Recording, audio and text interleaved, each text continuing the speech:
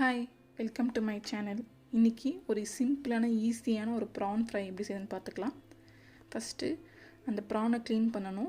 மேலே இருக்கிற அந்த நரம்பு மாதிரி ஒன்று இருக்கும், அது எப்படி ஈஸியாக க்ளீன் பண்ணுன்னு பார்க்கலாம். இந்த மாதிரி சும்மா ஒரு நைஃப்பில் லைட்டாக கீரல் போட்டு இப்படி எடுத்துடலாம். இது பாருங்கள், இந்த மாதிரி தான் க்ளீன் பண்ணணும். லைட்டாக இந்த மாதிரி கீறிட்டு அது குடல் மாதிரி இருக்கும், அதை எடுத்துருங்க. என்னென்ன தேவையானதை பார்த்துடலாம். 1/4 ஸ்பூன் மஞ்சள்தூள், அப்புறம் 1.5 டீஸ்பூன் காஷ்மீரி சில்லி எடுத்துக்கிறேன்.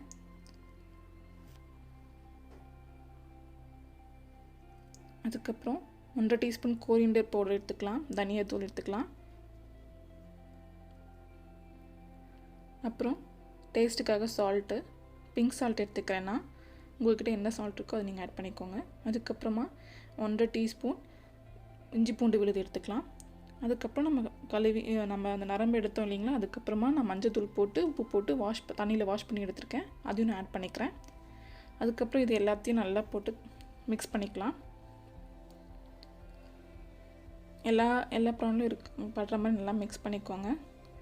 மிக்ஸ் பண்ணிவிட்டு இது நம்ம மூடி வச்சு ஒரு 10லேருந்து 15 நிமிஷம் வரைக்கும் மேரினேட் பண்ணி வச்சிடலாம். அதுக்கப்புறம் ஆயில் ஆட் பண்ணிவிட்டு தேவையான அளவுக்கு நீங்கள் கருவேப்பிலை ஆட் பண்ணிக்கலாம். நான் கொஞ்சம் அதிகமாகவே சேர்த்துக்கிட்டேன், ஏன்னா நல்லாயிருக்கும் இந்த ரெசிபிக்கு. அதுக்கப்புறம் அதை பொரிஞ்சதுமே நம்ம மிக்ஸ் பண்ணி வச்சுருக்க ப்ரானை நம்ம ஆட் பண்ணிக்கலாம். ஆட் பண்ணி நல்லா மிக்ஸ் பண்ணிக்கலாம். இந்த மாதிரி நல்லா மசாலா ஆயிலெல்லாம் ஒன்றா சேர்கிற அளவுக்கு நல்லா கலந்து விட்டுக்கிட்டே இருக்கலாம். 5 to 10 மினிட்ஸில் இது ரெடி ஆகிடும். அதுக்குள்ளே வெந்துடும். ஈஸியானது தான். நம்ம அப்பப்போ செக் பண்ணிக்கணும். ரொம்ப வேக வைட்டோம்னா ரப்பரி ஆகிடும், ஸோ அது நல்லா இருக்காது சாப்பிட்றதுக்கு. இந்த டிஷ்ஷு ரைஸ்க்கு சப்பாத்திக்கு எல்லாம் செம்ம டேஸ்ட்டாக இருக்கும், சூப்பராகவும் இருக்கும். ட்ரை பண்ணி பாருங்கள். என்னோடய சேனலுக்கு கண்டிப்பாக சப்ஸ்கிரைப் பண்ணுங்கள், லைக் அண்ட் ஷேர் பண்ணுங்கள். இந்த மாதிரி நல்லா வெந்துடணும். உங்கள் ஃப்ரெண்ட்ஸ் அண்ட் ஃபேமிலிக்கும் ஷேர் பண்ணுங்கள், சப்போர்ட் பண்ணுங்கள்.